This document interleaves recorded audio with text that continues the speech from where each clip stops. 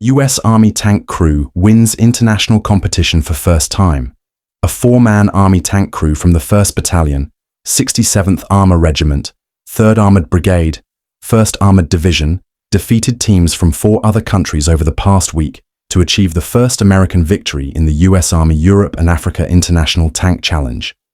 Taking place in Grafenwehr, Germany, the competition, which first ran from 2016 to 2018, before being paused due to other competitions and the COVID-19 pandemic, comprises 10 graded events designed to measure a tank crew's physical fitness, marksmanship, and mental acuity. It still hasn't fully set in for me yet that we managed to win this competition in the manner that it happened, said Army Sergeant, First Class Kevin Greene, the winning crew's tank commander. The other crews that were behind and chasing are really talented crews, and the fact that we're the first American team to win on this stage is incredible, he added. Sponsored by the 7th Army Training Command, this year's Tank Challenge hosted 2 teams from the US, as well as teams from Italy, Denmark, Slovenia, and Switzerland.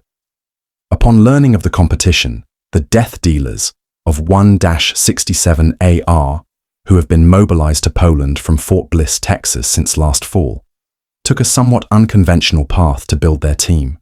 Rather than assembling a dream team from the battalion's various tank crews and then making it their sole job to train for the competition, leaders looked across the battalion, searching for the most well-rounded crew, according to Army Command Sergeant Major John Jean, the battalion's most senior enlisted leader.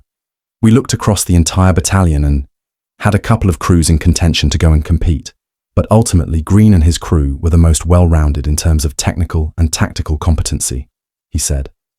Jean said those competencies were proven by the fact that Greene and his crew went from 5th to 1st place in the final hours of the competition.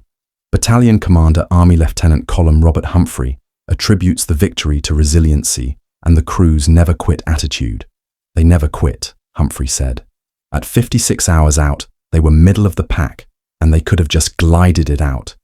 But that wasn't their mentality. That's not the death dealer mentality.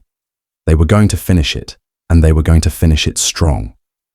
Greene acknowledged that his team initially got off to a slow start because it had not had much time to prepare physically after having just returned from 3 weeks of field exercises.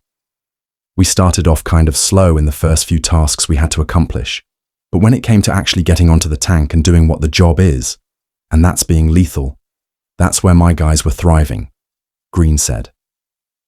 Lethality is one of 5 focus points that Defense Secretary Pete Hegseth underscored in his January 25, 2025, message to the force, the others being meritocracy, accountability, standards, and readiness. Being a combat arms guy, especially on tanks my whole career, that's always one of our foundations. Being as lethal as we can, and I think this competition attested to that ability, Greene said.